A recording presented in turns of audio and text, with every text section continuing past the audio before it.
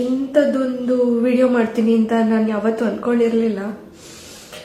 ಗೊತ್ತಿಲ್ಲ ಏನಾಗ್ತಾ ಇದೆ ದೇಶದಲ್ಲಿ. ಈ ಅರಾಜಕತೆ, ಎಷ್ಟು ಕೆಟ್ಟವರಲ್ವ ನಾವು ಮೇಷ್ಟ್ರುಗಳು ಅನ್ಸುತ್ತೆ.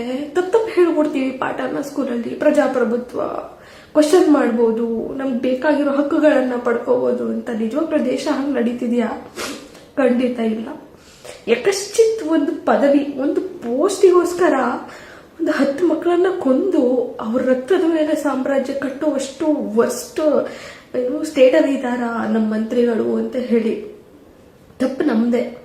ಚೆನ್ನಾಗಿ ಓದ್ಬಿಡು, ಡಾಕ್ಟರ್ ಆಗ್ಬಿಡು, ಇಂಜಿನಿಯರ್ ಆಗ್ಬಿಡು ಅಂತ ಇಲ್ದಿರೋ ಆಸೆಗಳನ್ನ ಹುಟ್ಟಿಸಿರ್ತೀವಿ ಮಕ್ಕಳು ತಲೆ ಒಳಗೆ. ನೀವು ನಂಬ್ತಿರೋ ಬಿಡ್ತಿರೋ, ವರ್ಷ ಪೂರ್ತಿ ನಾವು ನೋಡ್ತೀವಲ್ಲ ಮಕ್ಕಳಿಗೆ.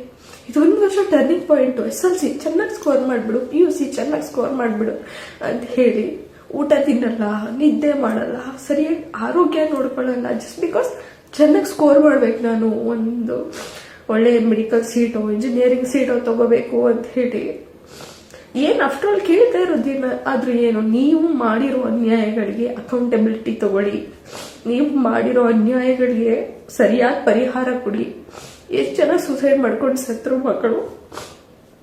ವರ್ಷ ಪೂರ್ತಿ ಪಾಠ ಮಾಡಿರ್ತೀವಲ್ಲ, ನಮಗೆ ಗೊತ್ತು ಪ್ರತಿಯೊಂದು ಜೀವದ ಬೆಲೆ ಏನು ಅಂತ ಹೇಳಿ, ಅವ್ರ ಕನಸುಗಳೇನು, ಅವ್ರ ಆಸೆಗಳೇನು, ಏನೇನು ಆಸೆ ಕಟ್ಕೊಂಡಿರ್ತವೆ, ಎಷ್ಟು ಕಷ್ಟಪಟ್ಟಿರ್ತವೆ ವರ್ಷ ಪೂರ್ತಿ ಅಂತ ಹೇಳಿ.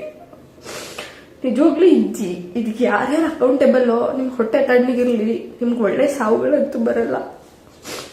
ಬಟ್ ಈ ತರ ಒಂದು ವಿದ್ಯಾರ್ಥಿಗಳ ಮೇಲೆ ನಾವು ಒಂದು ಏಟ್ ಹೊಡೆದ್ರು ತಪ್ಪಾಯ್ತು ಕಣೋ, ಸಾರಿ ಕಣೋ, ಏನೋ ಕೋಪದಲ್ಲಿ ಹೊಡೆದ್ಬಿಟ್ಟೆ ಅಂತ ಕೇಳ್ತೀವಿ. ಹೋಗಿ ನೀವು ಹಿಂಗೆ ಸಾಯಿ ಮಟ್ಟಕ್ಕೆ ಹೊಡಿಬೋದಾ, ರಕ್ತ ಬರೋ ಮಟ್ಟಕ್ಕೆ ಹೊಡಿಬೋದಾ ನಂಗೆ ಗೊತ್ತಿಲ್ಲ.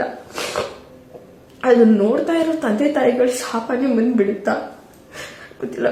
This is not done, this is not my country. No, definitely no.